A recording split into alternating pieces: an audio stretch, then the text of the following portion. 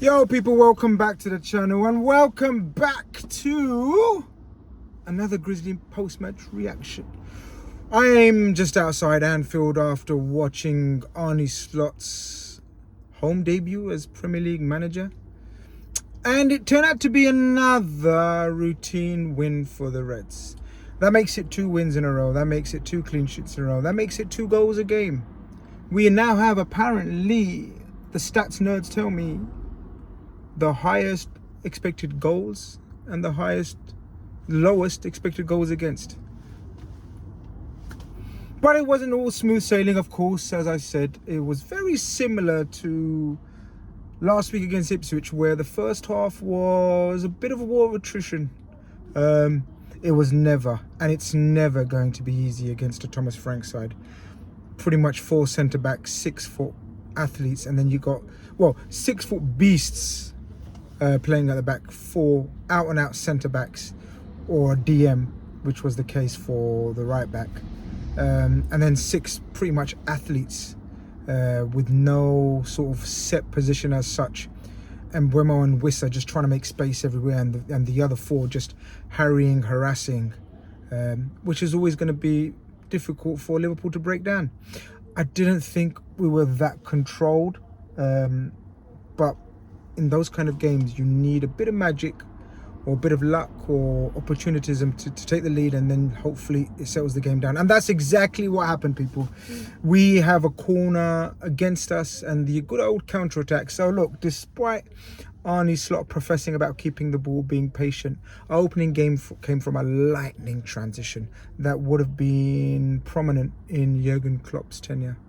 Mohamed Salah, the instigator, and then sort of plays it to Jota, who waits for a very intelligent run from Diaz. And you know, Diaz has been under a bit of scrutiny in recent times, people. His finishing, his lack of efficiency. Guys, he's started off the season very, very well. A tremendous finish. At first, I was thinking, could the keeper have done better there? But then I've just had a look at the replay, and it was a brilliant, stunning first-time finish. And we take the lead, and that obviously you think would make Brentford come out and take a few more risks, play into our hands. But no. Thomas Frank teams don't do that, especially against the big boys. The aim of the Thomas Frank team and this Brentford team was to just stay in the game until 10-15 minutes to go. 10-15 minutes go. Wherever there was a throw-in, wherever there was a free kick on any part of the pitch, it was sort of thrown into the box with pretty much everyone in the penalty area. I thought we defended superbly, considering they were on average 2 inches bigger than us everywhere on the pitch, apart from Virgil and Konate. I thought we were superb. Special mention for Ibu Konate, again, someone who has come under a bit of pressure, scrutiny. Kwanzaa taking his place for the start of the season. Of course, an unfortunate minor injury for Kwanzaa meant he wasn't involved. And Konate was prime Konate, I thought. We'll get on to sort of nominees for man of the match, but I thought he was superb. We know how good Mbeumo and Wissa can be as a partnership. We know they're very mobile, they can be very physical as well. But I thought Konate, along, of course, the immaculate Virgil van Dijk, was superb. Again, all eyes on the midfield. All the talk about number 6s and everything. Gravenberch started his 2nd game as number 6 for us. And I thought, again, it was a quiet but efficient performance. Very much like the Ipswich game, where he stayed in the game, tried to keep his shape, tried to keep the poise, tried to keep the balance of the attack and defence going. I thought we came into his own again in the second half with a couple of beautiful a la Busquets type turns and accelerate. Well, Busquets never accelerated away from players, but Gravenberch has got that stride where he can get away from players as well. Come second half, the first half ends 1-0, and look, as I said, not much happened apart from the goal for either team. Robertson had a very good move where he could have scored, but a keeper made a very good save, who, by the way, had a brilliant second half. And we get onto that because second half was a totally different animal again. Whatever Slot is saying at halftime, it's working, because we came back after the second half and really put in a performance that was worthy of winning any game. I thought that second half, as I said, dogged opponents, far stronger, far more experienced than the Ipswich team that we turned up against in the second half. So therefore we have to give them credit. So obviously against Ipswich, people are saying, well, calm down, it's only Ipswich. Brentford are a very experienced outfit. Thomas Frank is a very experienced coach. Yet they had no answer in that second half to Liverpool. Suddenly the control, the poise, the passing, the movement, a couple of beautiful moves that were so close to being finished off, and we're talking possible goals of the season already in contention. Jota missed a chance. When I say chance, missed, I'm talking Flecken made 3 or 4 brilliant saves. One from Diaz, I think he touched onto the post. I haven't had a chance to see the replay. But we really stepped it up in that second half, and it was commanding, it was controlled. The thing I noticed was sort of how much poise and control we had in terms of, even though we were attacking, we weren't susceptible to counter-attacks. And that's key. That's key how Slot wants to play and set us up. He wants to be so structured in and out of possession. And I thought that was a thing to note. It stood out to me how ineffective we made Brentford's counter-attacks, and they were playing for counter-attacks with that double attack with Mbeumo and Wissa. But yeah, very encouraging, very good, very encouraging performance. You can't ask for much more, guys. We managed to rest players on minute 70. He often talks about managing their workload of key players, and that was beautiful to see. Jota comes off 2 games. So Jota started 2 games in a row. Let's pray it keeps going. Diaz was scintillating. Diaz looks rejuvenated.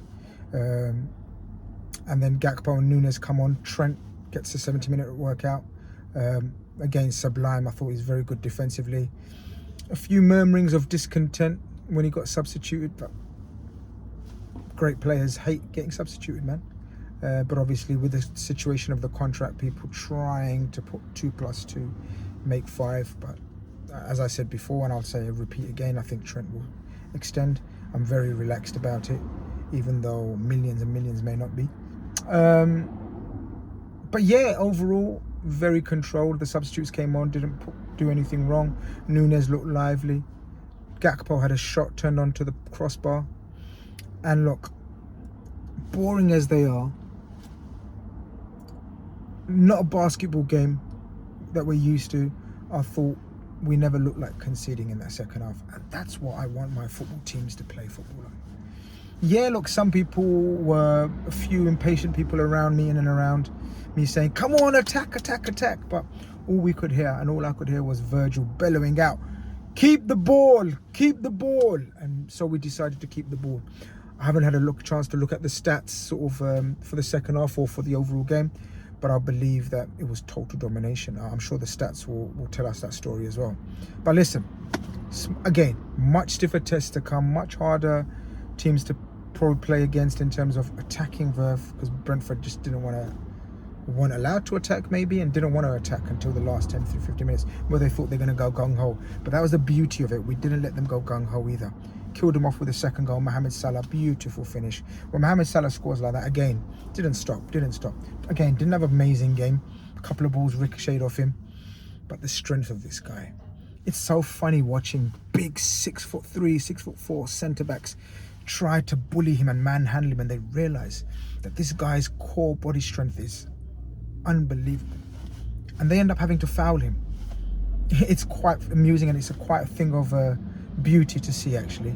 An amusement, because they try to just bully him and rag him all over the place, but he just holds his own, gets the foul, or gets the ball under control and manages to lay it off. So look, again, very impressive, very controlled. But I kind of had my eye on next week's game against Man United for a few weeks. Of course, we know why, biggest rivals and all of that business. But also that we haven't been in control and put them away in the last 2 or 3 games. 3 games, I believe. I believe since the 7-0, we haven't beaten them. Of course, I'm not going to count the friendly in pre-season.